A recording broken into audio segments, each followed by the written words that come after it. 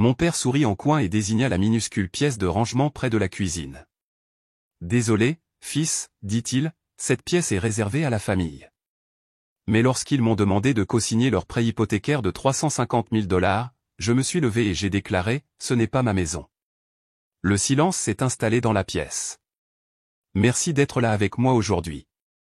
J'espère que vous passez une merveilleuse journée, où que vous soyez. J'aimerais que vous puissiez partager dans les commentaires la ville ou le pays d'où vous regardez et l'heure qu'il est actuellement chez vous. Commençons notre histoire ensemble. Je m'appelle David, et pendant 34 ans, j'ai été celui sur qui on pouvait compter, le solveur de problèmes, le filet de sécurité financier silencieux au sein d'une famille qui n'a jamais vraiment appris à voler de ses propres ailes. Ce n'était pas un rôle pour lequel j'avais auditionné, il m'a été assigné, pièce par pièce, en commençant par de petites responsabilités d'enfance qui ont dégénéré en fardeau d'adulte. Je suis ingénieur, j'aime les choses qui ont du sens, les systèmes qui fonctionnent, les problèmes qui ont des solutions logiques. Ma famille, cependant, était un chef-d'œuvre chaotique de demandes illogiques et de tsunamis émotionnels. Je me souviens que papa, Marc, a un jour eu besoin d'un petit prêt pour couvrir ce qu'il jurait être une dette de jeu ponctuelle. J'avais 22 ans, tout juste sorti de l'université, mon premier vrai chèque de paie encore chaud sur mon compte.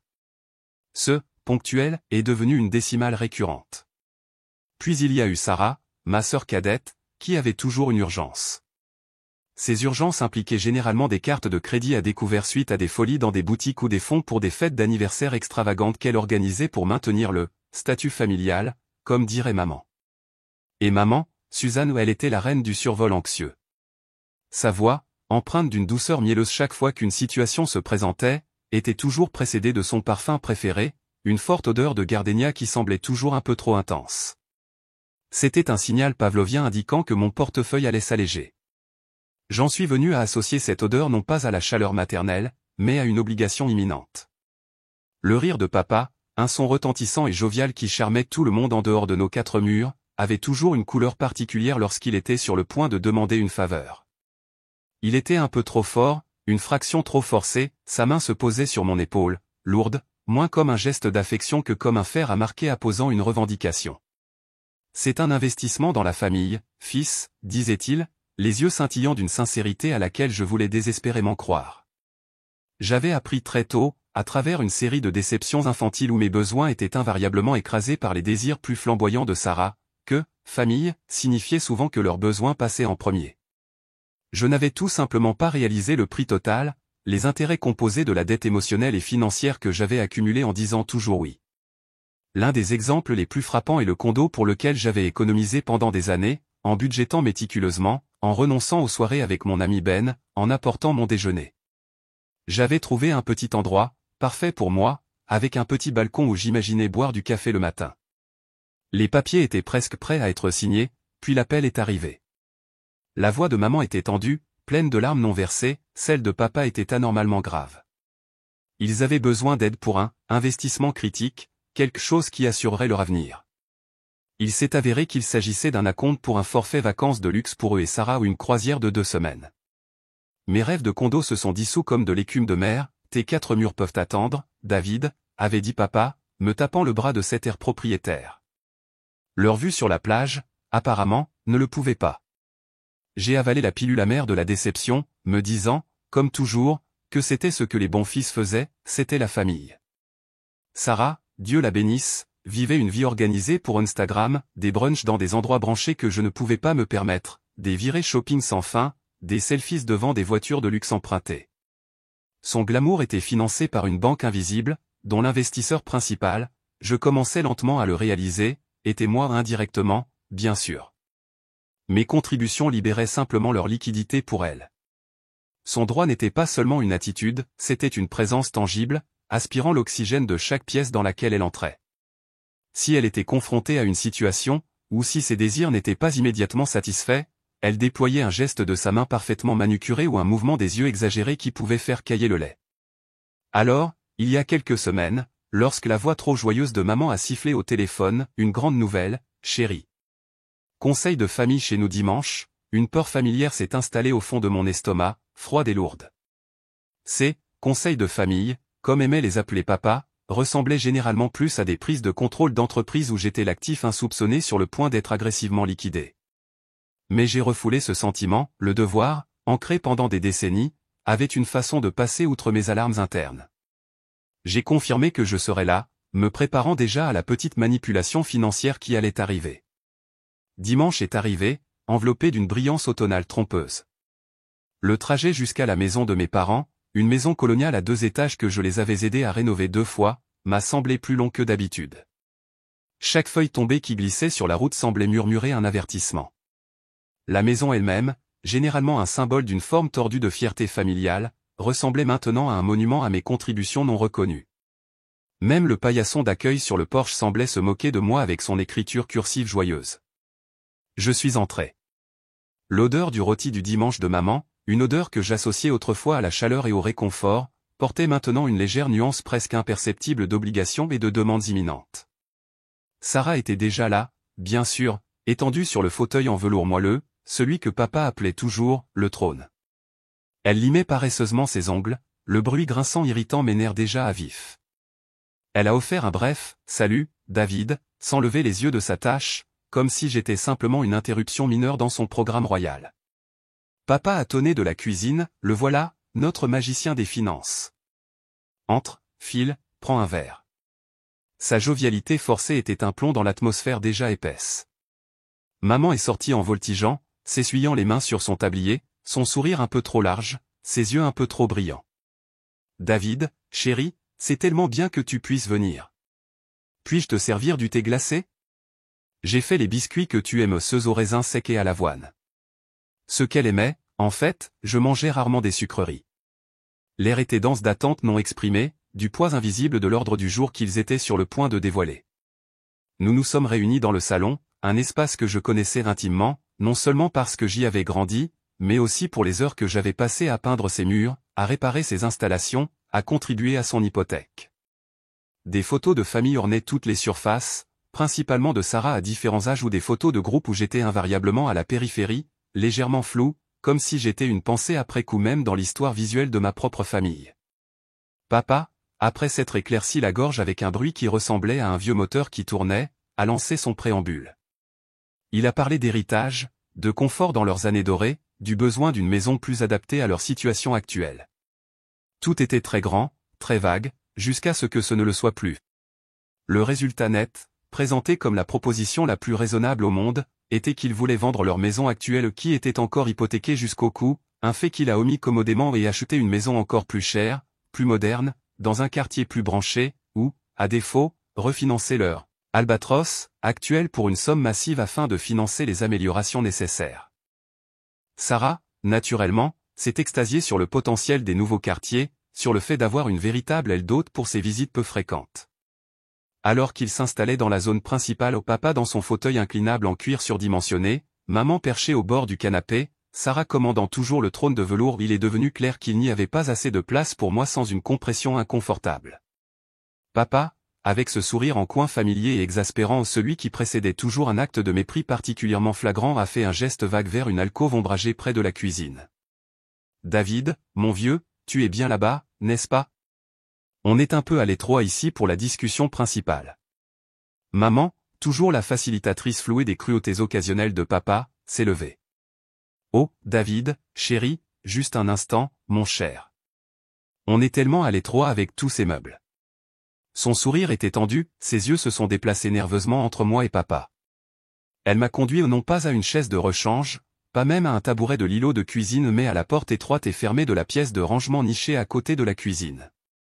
L'odeur de carton humide, de vieilles peintures et de choses oubliées s'est dégagée lorsqu'elle l'a ouverte. À l'intérieur, je pouvais voir les contours de boîtes poussiéreuses, un vieux aspirateur, une lampe de sol cassée du salon. La voix de papa, assez forte pour que je puisse l'entendre clairement, dégoulinait de fausses bonhomies, ce sourire était pratiquement audible. Désolé, fils, cette pièce est réservée à la famille séance exécutive, tu sais. Conseil de famille principal d'abord. Le petit rire mal réprimé de Sarah, un gloussement aigu, était comme une aiguille qui piquait ma peau déjà à vif. Le monde s'est rétréci jusqu'à cet espace exigu et insultant. Ma respiration s'est bloquée dans ma poitrine, j'avais l'impression que l'air avait été aspiré de mes poumons, comme si la porte qui se fermait avait scellé un vide. Le goût métallique de l'humiliation pure et non diluée a inondé ma bouche. Chaque particule de poussière dansant dans la mince fente de lumière filtrant sous la porte ressemblait à une minuscule accusation moqueuse. C'est ce que je suis pour eux, ai-je pensé, une vague amère qui me submerge. Rangé comme de vieilles choses inutiles jusqu'à ce qu'elles soient utiles, un étranger dans la maison même dans laquelle j'avais mis mon cœur, mon âme et une part importante de mes revenus. La cruauté occasionnelle de cela, le rejet irréfléchi, était un coup physique.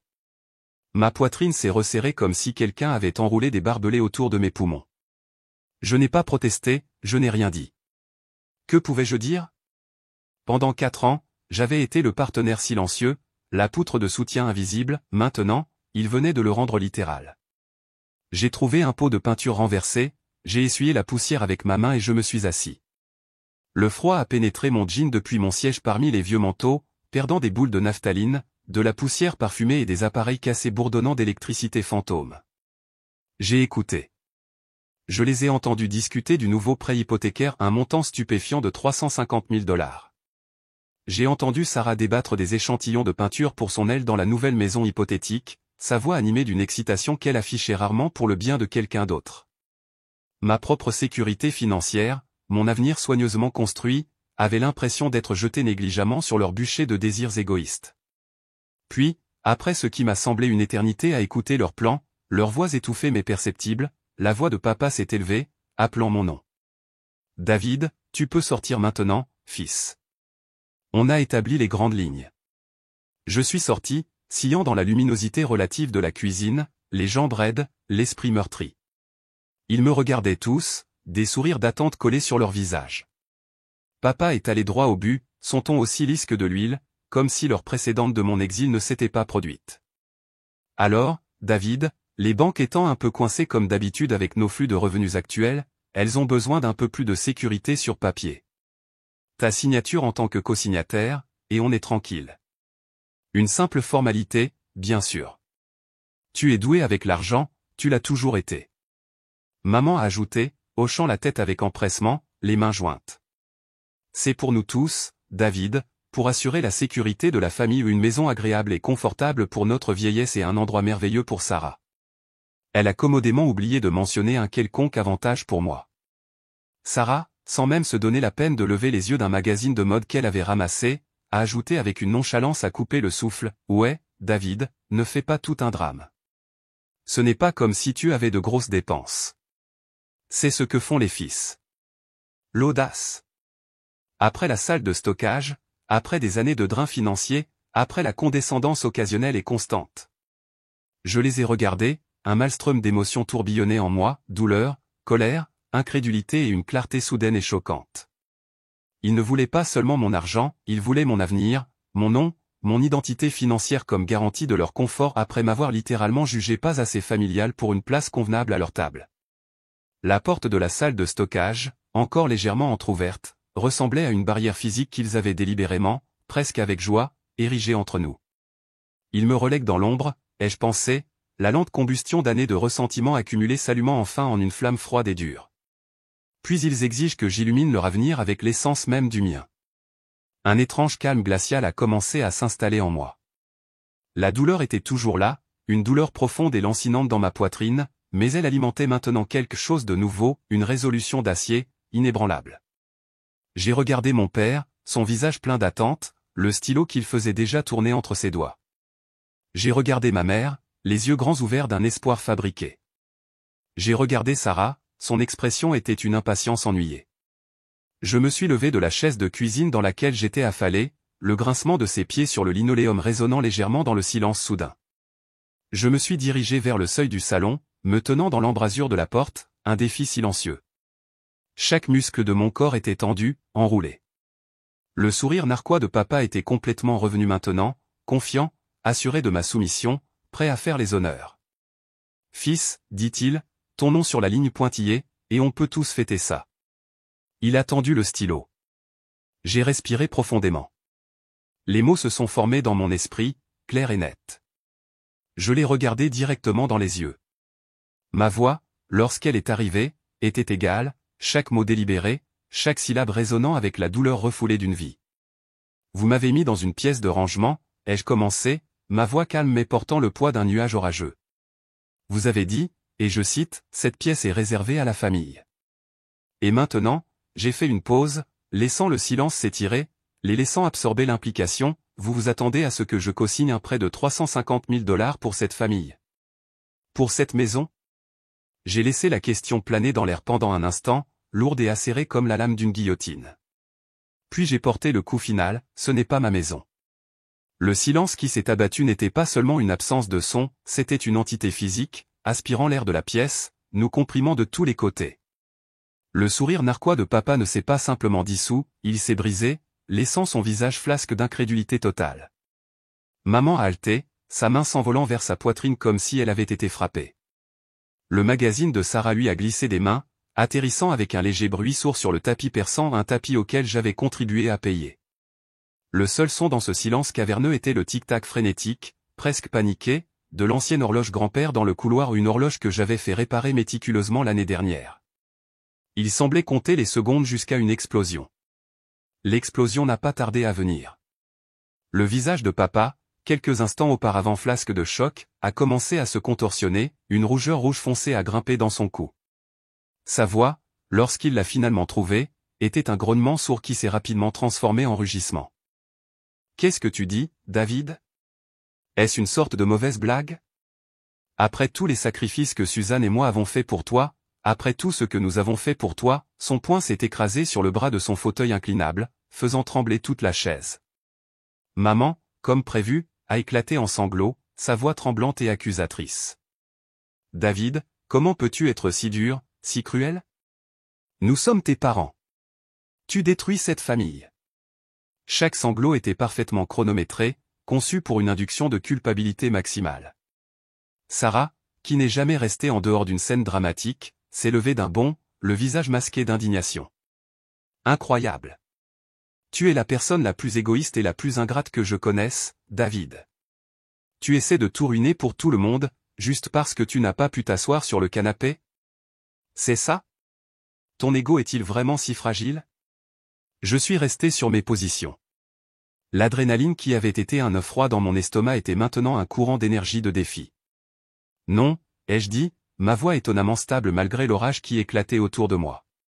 Pour la première fois, j'essaie de me sauver moi-même. Et tu as raison, maman, vous êtes ma famille, c'est pourquoi cela me fait tellement mal, pourquoi vos actions coupent si profondément.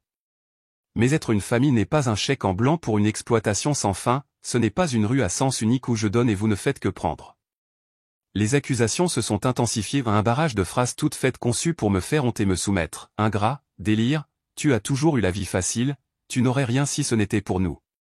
Papa marchait maintenant, le visage marbré de rage. Maman pleurait dans un mouchoir bordé de dentelle qui ressemblait à un accessoire d'un mélodrame victorien. Sarah hurlait à propos de ses espoirs anéantis et de la façon dont je détruis son avenir. C'était une symphonie de manipulation, une pression à fond de chantage émotionnel. Parlons de ce que j'ai, ai-je interrompu, ma voix coupant la tirade de Sarah, et parlons de ce que cela m'a coûté. Parce que j'ai commencé à tenir des comptes il y a très longtemps, pas dans un registre, peut-être, mais ici. J'ai tapé sur ma tempe, puis sur ma poitrine. Chaque prêt qui n'a jamais été remboursé, chaque urgence qui a mystérieusement coïncidé avec ma prime, chaque rêve personnel que j'ai reporté pour le bien de l'unité familiale. Cela a semblé les faire taire momentanément. Papa a cessé de marcher, les yeux se rétrécissant.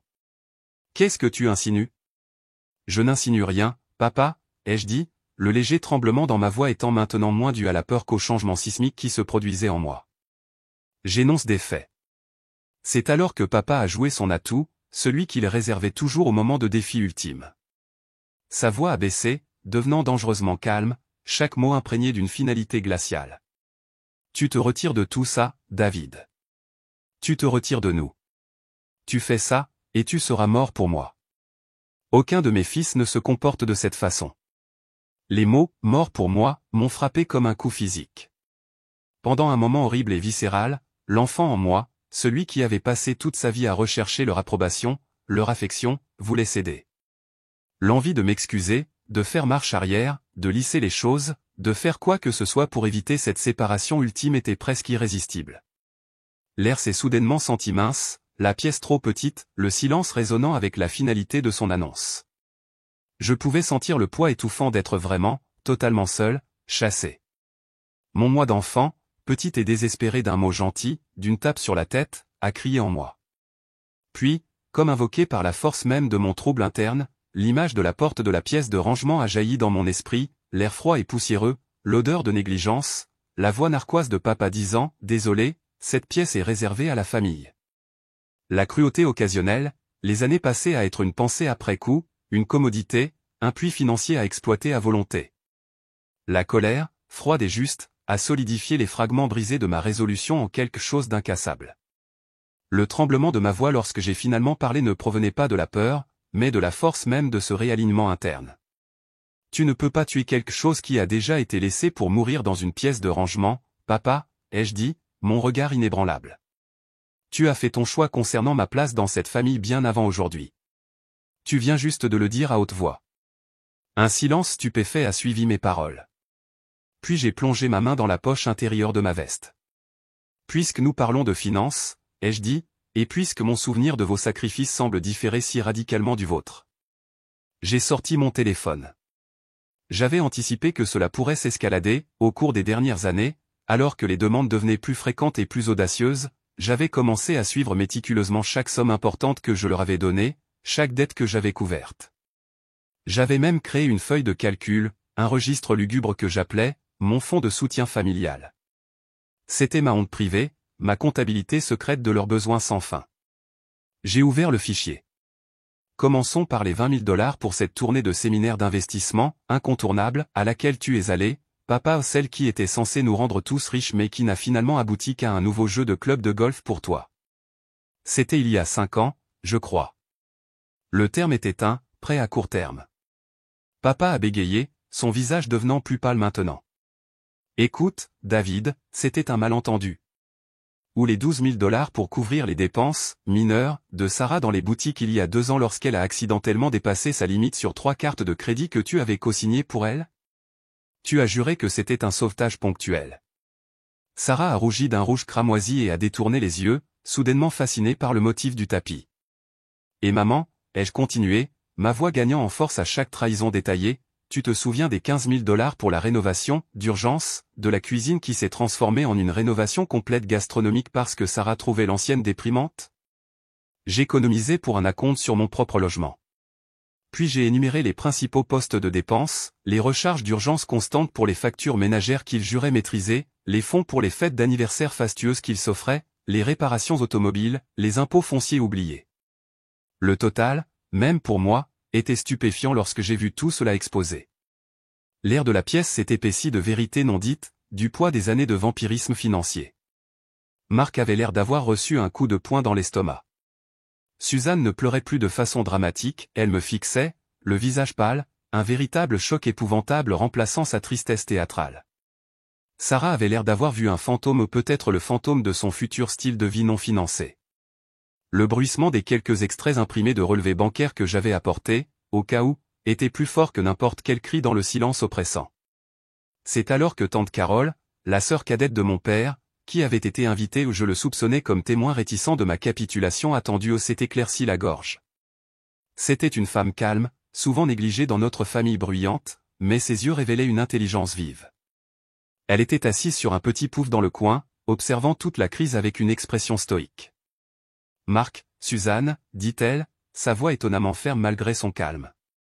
Il a raison sur beaucoup de points. Je me souviens quand David vous a donné cet argent pour le séminaire, Marc. Il était encore à son premier emploi après l'université, et il remboursait encore ses prêts étudiants.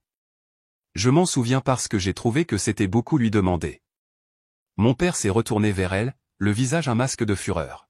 « Carole, c'est une affaire de famille privée. Ne t'en mêle pas. » Tante Carole n'a pas bronché. « Cela a cessé d'être privé lorsque vous avez essayé de tirer parti de son avenir pour un autre prêt, Marc, et cela a cessé d'être une simple affaire de famille lorsque vous m'avez amené ici pour regarder. » Son petit acte de courage, sa validation silencieuse, m'a envoyé une vague de chaleur. Je n'étais pas entièrement seul dans cette situation. J'ai respiré profondément, les derniers vestiges de ma peur ont été remplacés par une certitude froide et dure. Je ne vais pas co-signer ce prêt, ai-je déclaré, ma voix résonnant de finalité. Ni maintenant, ni jamais. Et franchement, je pense qu'il est grand temps que vous trouviez tous comment gérer vos propres finances sans utiliser moi comme votre ligne de crédit personnelle ou votre punching ball émotionnel. La colère de mes parents et de Sarah a semblé se dégonfler, remplacée par une panique naissante. Leurs visages ont enregistré la possibilité horrible que leur principale source de financement soit en train de couper les robinets. Les promesses larmoyantes de ma mère ont commencé, nous allons arranger ça, David. Nous promettons de te rembourser, juste cette fois, s'il te plaît. Mon père a même tenté un soudain et peu convaincant affichage de remords, sa voix rauque, peut-être avons-nous été un peu durs avec toi, fils. Nous pouvons en parler. Mais le temps de parler selon leur version du dialogue était révolu. J'en ai fini, ai-je dit, les mots étant à la fois terrifiants et incroyablement libérateurs. Je me suis retourné et j'ai marché vers la porte d'entrée. Chaque pas semblait lourd, comme si je marchais dans l'eau, mais à chaque pas, le poids sur mes épaules diminuait. Je vous laisse discuter de votre avenir financier sans moi. Le clic de la porte d'entrée se refermant derrière moi a été le son le plus satisfaisant que j'ai entendu depuis des années. Cela ressemblait à la fin d'un chapitre, à une porte de prison qui s'ouvrait enfin. L'air extérieur, bien que frais avec le froid de la fin de l'automne, semblait plus pur, plus frais, plus facile à respirer que l'atmosphère suffocante que j'avais laissée derrière moi. Mon téléphone a commencé à vibrer dans ma poche presque immédiatement.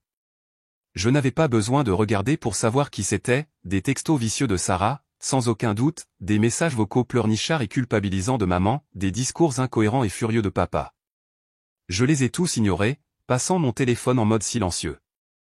La première personne que j'ai appelée a été Ben. Il a décroché au deuxième coup de fil. « Et mec, qu'est-ce qui se passe ?» J'ai pris une respiration hésitante. « Je l'ai fait, Ben. Je l'ai enfin fait. » Il y a eu une pause, puis sa voix, chaleureuse et encourageante, ça a pris du temps. « Je suis fier de toi, David. Sérieusement. Maintenant, raconte-moi tout. » Et je l'ai fait. Le lendemain matin, ma résolution tenant toujours bon malgré une nuit blanche passée à revivre chaque mot déplaisant, j'ai fait un autre appel. Celui-ci était destiné à un avocat que Ben m'avait recommandé il y a quelque temps, un certain Monsieur Henderson, spécialisé dans le droit familial et les litiges financiers. Monsieur Henderson, ai-je dit, ma voix plus stable que je ne le ressentais. Je m'appelle David Miller. Je pense avoir besoin de conseils professionnels pour établir des limites très fermes. Les jours qui ont immédiatement suivi ce que j'ai commencé à appeler l'impasse ont été un flou d'émotions contradictoires. Il y avait un sentiment exaltant de libération, une sensation de légèreté que je n'avais pas ressentie depuis des années, mais en dessous, un chagrin profond et lancinant pour la famille que j'aurais souhaité avoir, et une anxiété rongante quant à l'avenir. Avais-je fait la bonne chose? Les appels et les textos de mes parents et de Sarah ont continué pendant un certain temps, une attaque désespérée et manipulatrice qui est passée des faux remords aux menaces directes et vice-versa. Je les ai laissés tous aller en messagerie vocale, chaque message non écouté était un petit acte de reconquête de ma paix. Tante Carole est devenue une informatrice inattendue, quoique discrète. Elle appelait de temps en temps, sa voix basse, pour prendre de mes nouvelles et pour me transmettre des bribes des retombées. Le prêt, comme prévu, a été catégoriquement refusé sans ma cosignature. La panique, a-t-elle rapporté, a éclaté chez mes parents. Papa était apparemment apoplectique, blâmant la banque, l'économie, l'alignement des étoiles au tout le monde et tout sauf sa propre irresponsabilité financière. Sarah, selon tante Carole, vivait une crise spectaculaire, se lamentant sur son avenir compromis et sur le fait que sa vie sociale était littéralement terminée. Le choc et la fraude que j'ai ressentis étaient minimes, rapidement éclipsés par une tristesse lasse. C'était la famille dont je venais. Ils ont essayé, bien sûr, de faire tourner leur récit.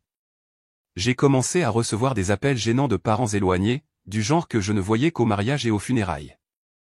Leur voix était teintée de pitié ou de désapprobation, ayant manifestement entendu le récit soigneusement élaboré de mes parents sur un fils ingrat et mentalement instable qui avait cruellement abandonné sa famille aimante dans le besoin. À chacun, j'ai calmement et factuellement exposé mon point de vue, sans fioriture, sans colère. Certains ont été influencés par les drames de mes parents, d'autres, qui avaient peut-être été témoins des comportements de Marc au fil des ans, ont exprimé un soutien silencieux et hésitant. Ce fut un processus solitaire et isolant, ce démantèlement d'un mythe familial.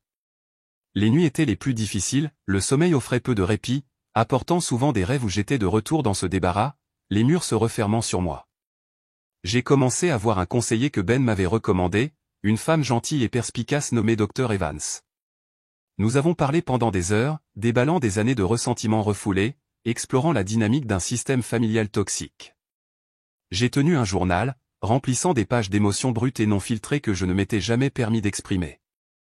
Lentement, laborieusement, j'ai commencé le processus de détachement, de guérison, de construction de ce que Dr Evans appelait « l'échafaudage interne ». Environ un mois après l'impasse, tante Carole m'a demandé de prendre un café. Il y avait une urgence dans sa voix qui m'inquiétait. Nous nous sommes rencontrés dans un petit café tranquille du centre-ville. Elle avait l'air fatiguée, plus âgée que ses 50 ans, le stress de l'implosion de sa famille faisait clairement des ravages. « David » a-t-elle commencé, ses mains tremblant alors qu'elle remuait son latte. « Il y a quelque chose de plus que tu dois savoir. Ce qu'ils t'ont fait, ce qu'ils ont toujours fait, c'est pire que de simplement prendre ton argent. Maintenant, ça remonte plus loin. C'est à propos de la maison, David, à propos du testament de ton grand-père. » Mon sang a gelé. Mon grand-père paternel, un homme dont je me souvenais comme étant calme, gentil, avec des mains calleuses de son atelier et des yeux qui semblaient toujours voir plus qu'il ne le laissait paraître, était décédé alors que je n'étais qu'un enfant. Tante Carole a pris une respiration hésitante. « Ton grand-père, mon père » a-t-elle dit, sa voix à peine au-dessus d'un murmure. « Il admirait ta diligence silencieuse, même quand tu étais petit. Il a vu, il a vu Marc pour ce qu'il était, même à l'époque. Dans son testament, il a laissé une part importante de sa succession spécifiquement des fonds destinés à ta future éducation et un acompte substantiel pour ta première maison en fiducie auprès de Marc en tant que fiduciaire. » La tasse de café que je tenais dans ma main s'est soudainement sentie immensément lourde. « Un fonds en fiducie pour moi ? Marc et Suzanne. » A poursuivi tante Carole, les yeux remplis d'un mélange de honte et de colère. Ils ont systématiquement épuisé cette fiducie au fil des ans pour leur style de vie, pour les caprices de Sarah, pour toutes les urgences qu'ils ont eues. Toutes ces fois où tu les as aidés, David, tu ne faisais souvent que reconstituer des fonds qui étaient légitimement les tiens au départ. Ils te faisaient essentiellement te rembourser avec ta propre succession et même plus haut tout en te faisant croire que tu étais juste un beau-fils. L'air du café a semblé disparaître. Je ne pouvais pas respirer. Une nouvelle vague de trahison, si profonde qu'elle était esséurante, m'a envahi. Le goût âcre de la tromperie a rempli ma bouche. Ce n'était pas seulement de l'égoïsme cruel, c'était un vol calculé à long terme, le tout déguisé en dépendance familiale. Cela expliquait tout, leur droit audacieux, leur attente profonde et inébranlable que je fournirais toujours, leur cruauté occasionnelle lorsque je ne me conformais pas immédiatement. Cela expliquait le débarras. Tante Carole, voyant le choc sur mon visage, a tendu la main par-dessus la table et a touché ma main hésitamment. « Je suis tellement désolé, David. Je soupçonnais, j'ai trouvé de vieux relevés bancaires il y a des années, des choses qui ne collaient pas. J'ai même des copies de lettres que grand-père m'a écrites pour exprimer ses intentions pour toi. J'étais trop intimidé par Marc, trop effrayé pour dire quoi que ce soit à l'époque, mais après ce que tu as fait leur avoir résisté je ne pouvais plus me taire. » Elle a fait glisser une mince enveloppe en papier manila sur la table. À l'intérieur se trouvaient des photocopies, des lettres décolorées de l'écriture minuscule de mon grand-père et ce qui ressemblait à un relevé de fiducie partiellement obscurci datant de plus d'une décennie, montrant un solde substantiel qui, je le sais maintenant, avait depuis longtemps disparu. La douleur était immense, une douleur brûlante qui éclipsait même l'humiliation du débarras. Pourtant, sous la douleur, une clarté froide et dure a commencé à se former. J'ai apporté cette nouvelle information dévastatrice à Monsieur Henderson. Son comportement calme et professionnel s'est fissuré un instant, une lueur de colère maîtrisée dans ses yeux lorsqu'il a examiné les documents. « C'est inadmissible, David » a-t-il dit calmement. « C'est plus qu'une simple mauvaise gestion financière, c'est une violation grave du devoir fiduciaire. Nous avons des motifs de poursuites judiciaires importantes. Nous avons prévu une dernière réunion non pas pour une réconciliation, ce navire avait depuis longtemps navigué, brûlé et coulé, mais pour la clôture, pour la responsabilité, et pour garantir qu'aucune autre réclamation ne pourrait jamais être faite sur moi ou mon avenir. » La réunion a eu lieu au bureau de Monsieur Henderson. Mes parents et Sarah sont arrivés avec méfiance, s'attendant peut-être à une autre supplication émotionnelle de ma part, ou peut-être à une tentative de leur part de me faire pression ou de me manipuler pour me soumettre à nouveau. Il n'était pas préparé à Monsieur Henderson, à sa présentation calme et incisive des preuves, le fonds en fiducie utilisé à mauvais escient, avec des copies des lettres de mon grand-père et les relevés bancaires accablants. Mark a tenté son bluster habituel, mais il s'est rapidement effondré dans un silence maussade et défensif alors que document irréfutable après document irréfutable était posé sur la table en acajou poli. Suzanne s'est effondrée cette fois en larmes de panique véritable, marmonnant à propos de malentendus et de la façon dont il n'avait jamais voulu que le meilleur pour tout le monde. Pendant un bref instant, alors qu'elle me regardait, j'ai vu une lueur de ce qui aurait pu être une honte réelle dans ses yeux, rapidement éteinte par la peur. Sarah a un spectacle horrible où son expression est passée de son paramètre par défaut d'orgueil indigné à une compréhension horrifiée et naissante que toute sa vie dorée, sa position sociale, ses goûts coûteux, avaient été financés par un vol systématique de son propre frère. La couleur a disparu de son visage. Elle s'est retournée contre ses parents, sa voix stridente, vous lui avez volé tout cet argent pendant toutes ces années, et vous m'avez laissé, vous m'avez fait croire qu'il était le problème. Mon Dieu, qu'avez-vous fait? Son intérêt personnel, toujours son principal moteur, se heurtait maintenant violemment à la vérité laide et indéniable de la tromperie de ses parents. Les implications juridiques et financières ont été mises à nu par Monsieur Henderson. Il a parlé de poursuites possibles, d'obligations de remboursement, des conséquences graves de leurs actes. Les parents, dépouillés de leur pouvoir manipulateur, semblaient petits, vaincus. Leur façade sociale soigneusement construite, si cela devenait public, serait brisée. Je les ai regardés ces personnes qui m'avaient causé tant de douleur, qui m'avaient trahi si profondément et je n'ai ressenti ni haine, ni même le désir de vengeance, juste une vaste tristesse vide et une détermination silencieuse à être libre. Je ne veux pas de vos excuses, ai-je dit, ma voix stable. Je ne veux même pas forcément tout l'argent en retour, même si Monsieur Henderson s'occupera de ces discussions avec vous. Ce que je veux, c'est que vous compreniez la gravité de cette trahison, sa profondeur, et je veux que vous compreniez sans équivoque que nous en avons fini. J'ai énoncé mes conditions non négociables, aucun contact non sollicité de leur part jamais plus. Toutes les discussions ou règlements financiers futurs seraient gérés strictement par nos avocats respectifs.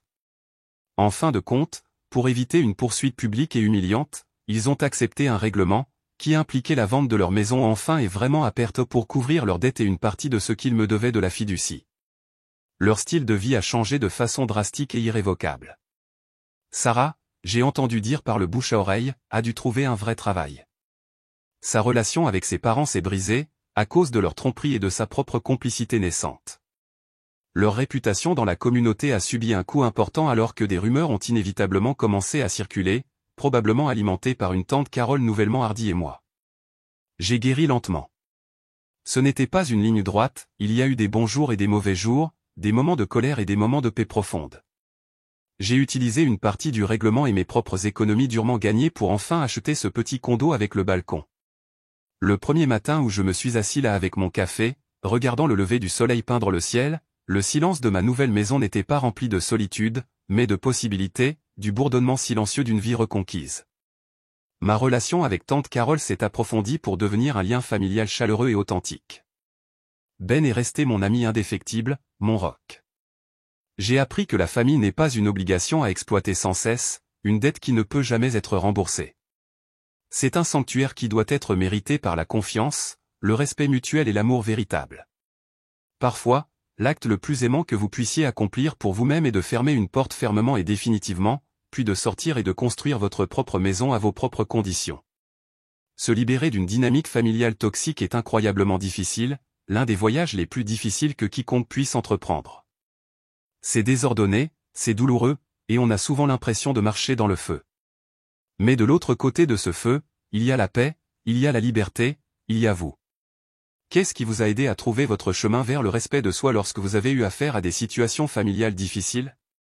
Partagez votre sagesse dans les commentaires ci-dessous, votre histoire pourrait bien être la bouée de sauvetage qu'une autre personne a besoin de lire.